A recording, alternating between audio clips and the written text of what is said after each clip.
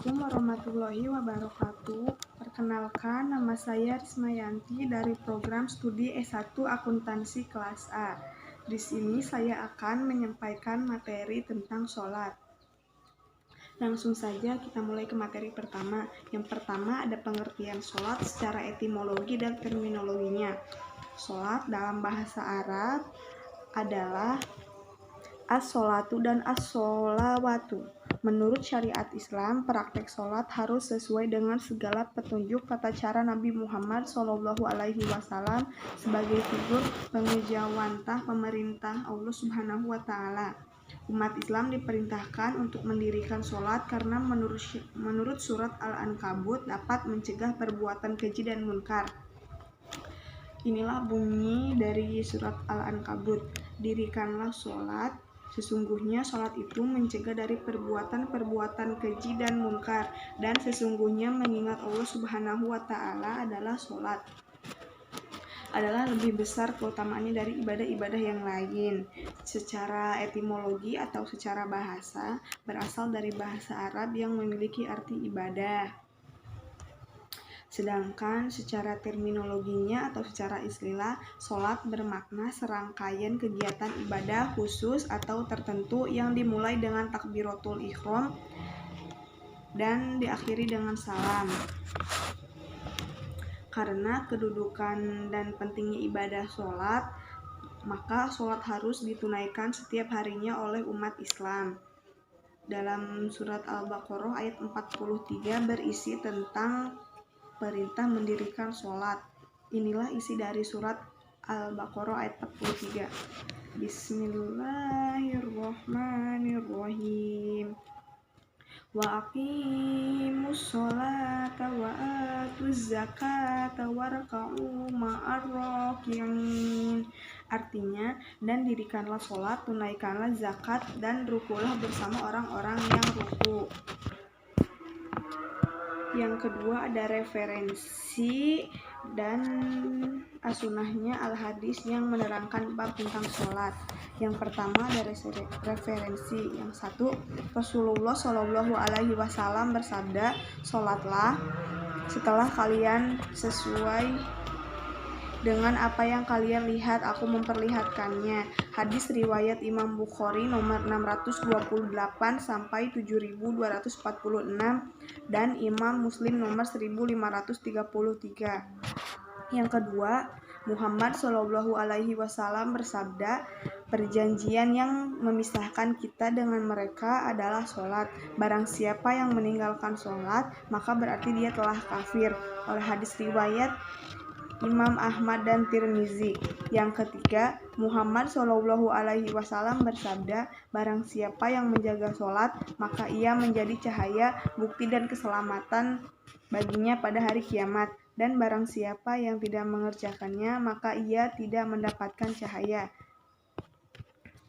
bukti dan keselamatan, dan pada hari kiamat ia akan bersama Qarun, Fir'aun, Haman, dan Ubay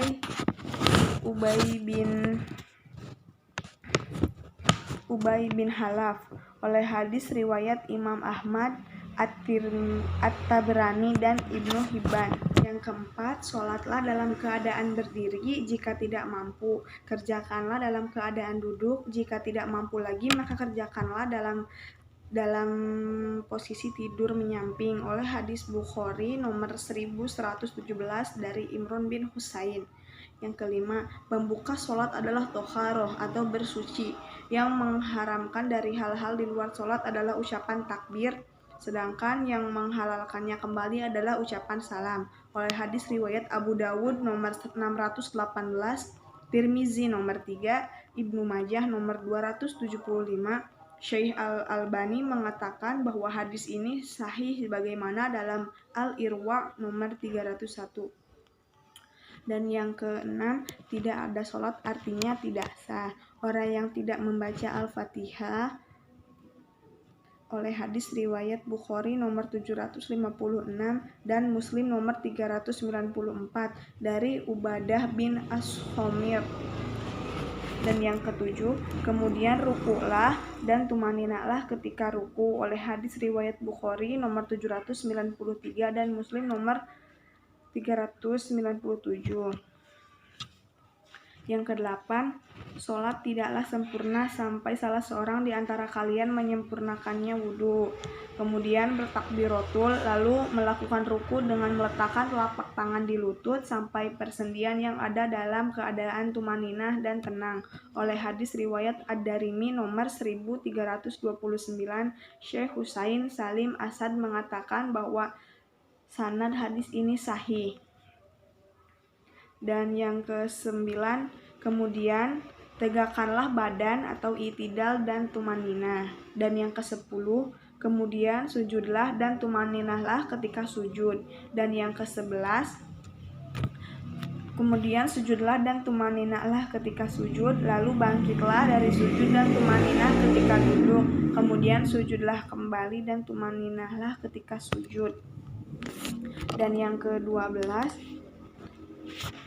pembahasan rukun sholat ini banyak disarikan dalam penjelasan Syekh Abu Malik dalam kitab Sahih Fiqh Sunnah terbitan Al-Muktabah At-Taufiqiyah.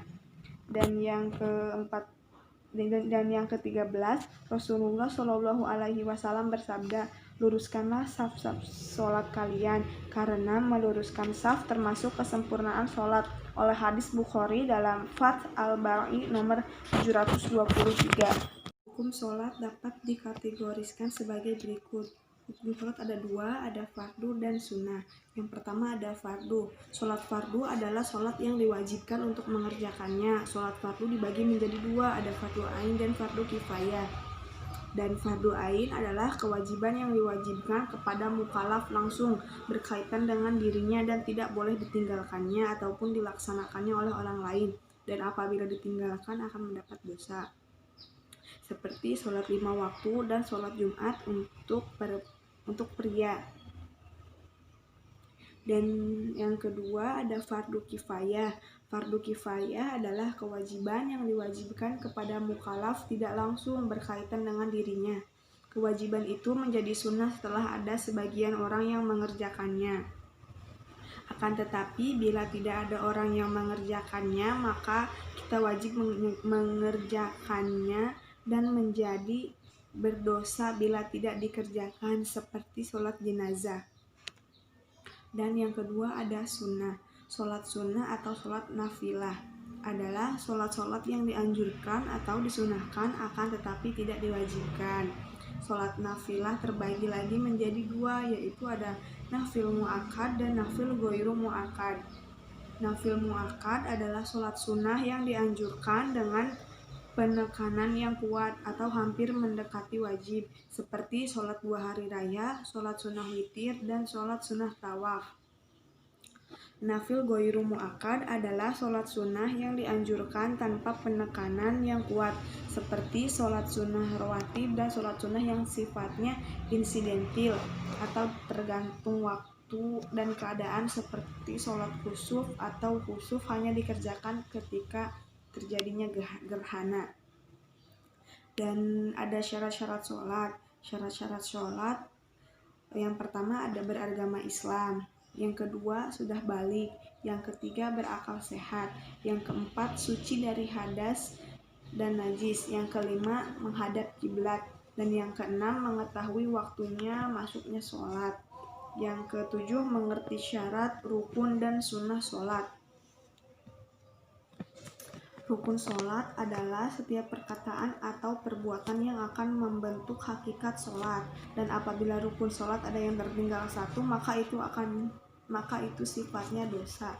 Dan rukun sholat di sini ada 13. Yang pertama ada berdiri bagi yang mampu, yang kedua niat dalam hati, yang ketiga takbiratul ihram, dan yang keempat membaca surat Al-Fatihah pada tiap rakaatnya, dan yang kelima ruku dengan tumanina, yang keenam i'tidal setelah ruku dengan tumanina, yang ketujuh ada sujud 2 kali dengan tumanina, yang kedelapan duduk di antara 2 sujud dengan tumanina, yang kesembilan duduk tasyahud akhir, dan yang ke-10 membaca tasyahud akhir, dan yang ke-11 membaca sholawat Nabi pada tasyahud akhir, 12. Membaca salam yang pertama dan yang terakhir. Ke-13. Tertib itu melakukan rukun selama berurutan.